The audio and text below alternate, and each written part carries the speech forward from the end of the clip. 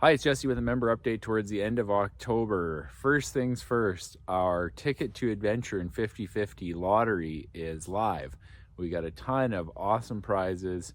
I want to say thanks to our sponsors from Queen Charlotte Lodge, GA Checkpoint, Sycamoose Houseboats.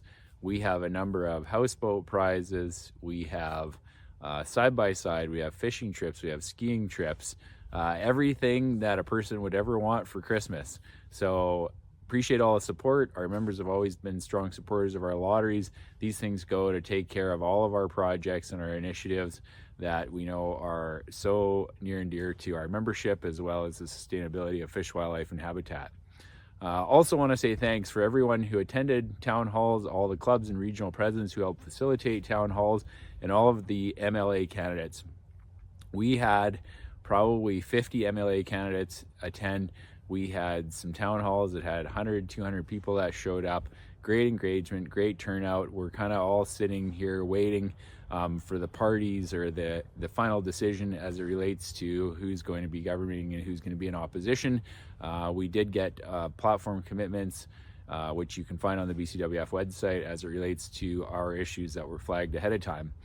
In the world of outdoor education, the Women's Outdoor Workshop that's coming up November 16th at Ridgedale Rod and Gun is going to be on canning and preserving salmon. So thanks to Ridgedale for hosting. Thanks to Chris and Donna Albrecht for putting on the workshop. That one will sell out right away. So for any women who are interested in canning, preserving salmon or fish, that'll be a great workshop for you. We just literally got back in today from Ottawa, 2 trips to Ottawa in the last couple of weeks.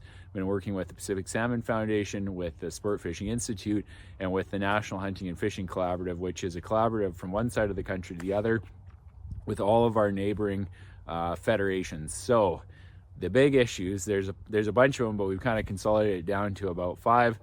Public access, funding for conservation and to support fishing and hunting across the country. We had a number of meetings as it relates to Pacific salmon, invasive species, CWD, and firearms issues. Between all of these different groups and all these different initiatives, the feedback and the response has been extremely positive. I think we met with close to 50 MPs and ministers here in the last 2 trips. So thanks to our partners, it's looking bright. We're all working on what we want to see in the next federal election. We'd be really keen to hear what our members want to see in advance of the next federal election as it relates to the issues, all of the issues that we're facing.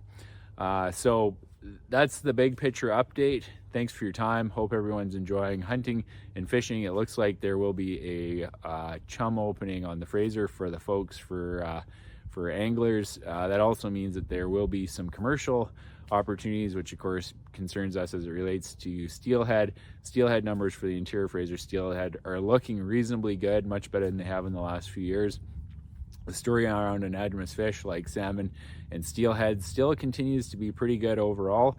The sockeye story on the Fraser, not so good, and we will have more to say that in the coming weeks. Hope you all are enjoying hunting and fishing. Talk to you soon.